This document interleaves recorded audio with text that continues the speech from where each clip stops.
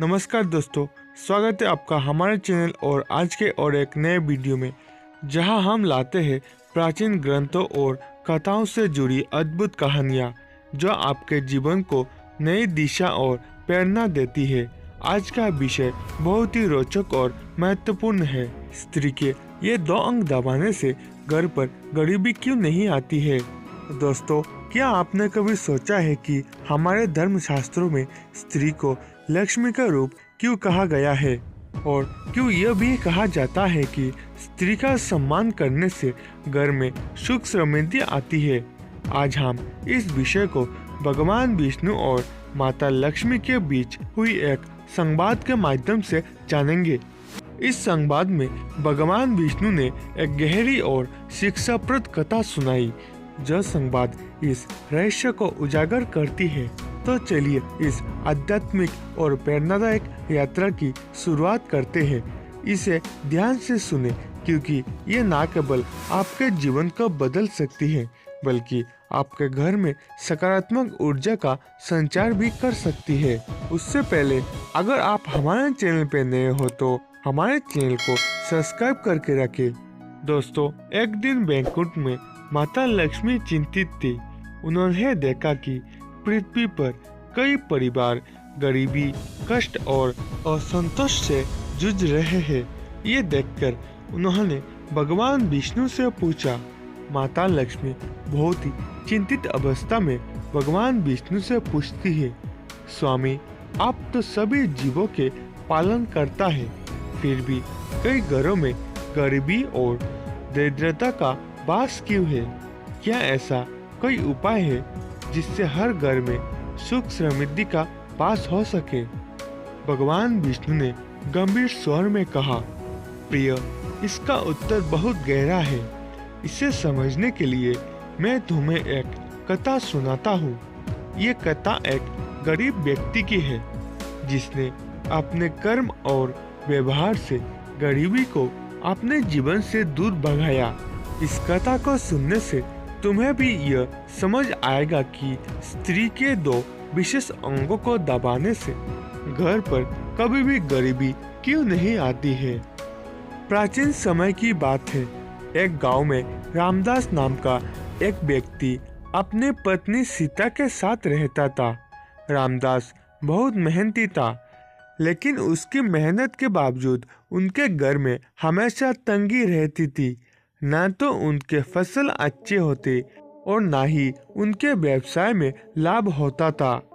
दोस्तों, हर रात रामदास भगवान से प्रार्थना करता, हे प्रभु, मैंने कभी कोई भी पाप नहीं किया, फिर भी मेरे घर में दरिद्रता क्यों है?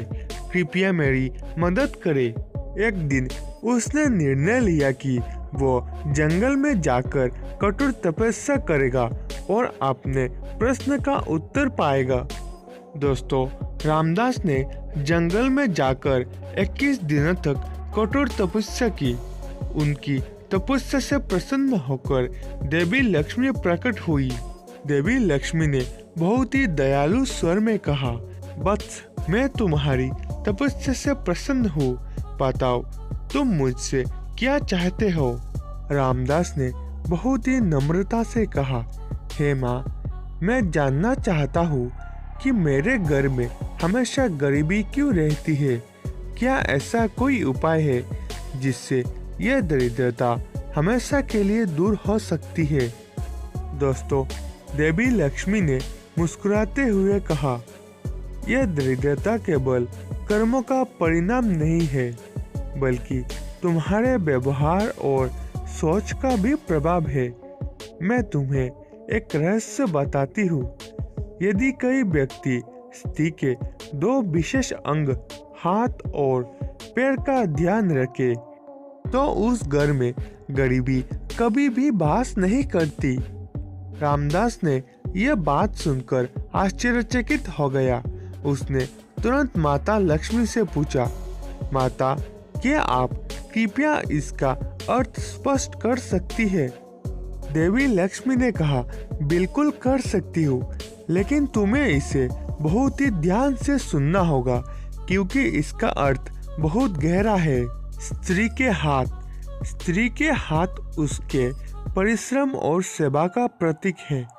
जब स्त्री घर का सारा काम करती है, भोजन बनाना, घर की सफाई, बच्चों की देखभाल, तो ये सब कार्य उसके हाथों से होते हैं।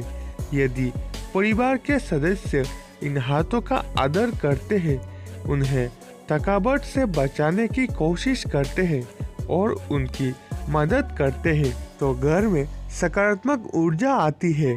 स्त्री के पैरों का दबाना प्रतीकात्मक रूप से उसे आराम और सम्मान देने का अर्थ है। जब घर का पुरुष और अन्य सदस्य स्त्री की थकान को समझते हैं और उसे आराम देते हैं, तो ये न केवल उसका सम्मान है, बल्कि घर के लिए शांति और समृद्धि का आधार भी बनता है। देवी लक्ष्मी ने गंभीर और उच्च स्वर में कहा, जहाँ स्त्री के हाथों का सम्मान किया जाता है और उसके पैरों को आराम दिया जाता है, वहाँ मैं स्वयं वास करती हूँ।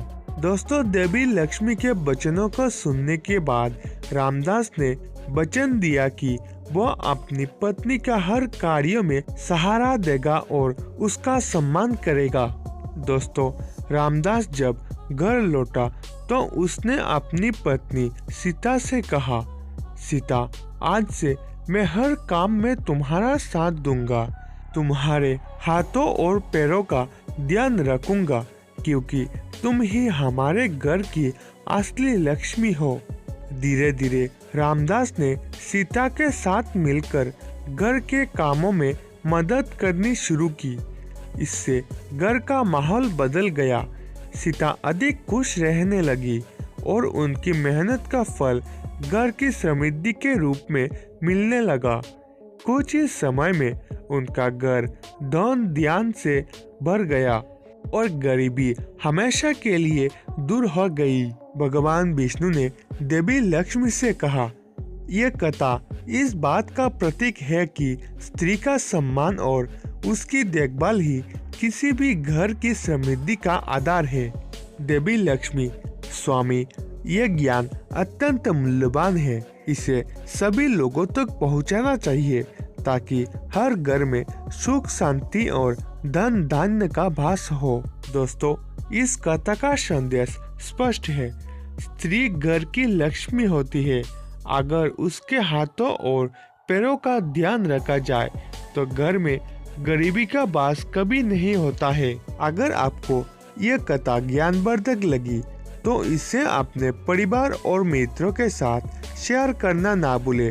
वीडियो को लाइक करें, कमेंट में आप अपने पत्नी या माताजी के नाम को लिखिए और हमारे चैनल के साथ जुड़े रहे, जहां हम हर बार आपके लिए ऐसे ही अद्भुत और शिक्षाप्रद कथाएं लेकर आते रहेंगे। मिलते हैं अगले वीडियो में। तब तक के लिए जय श्री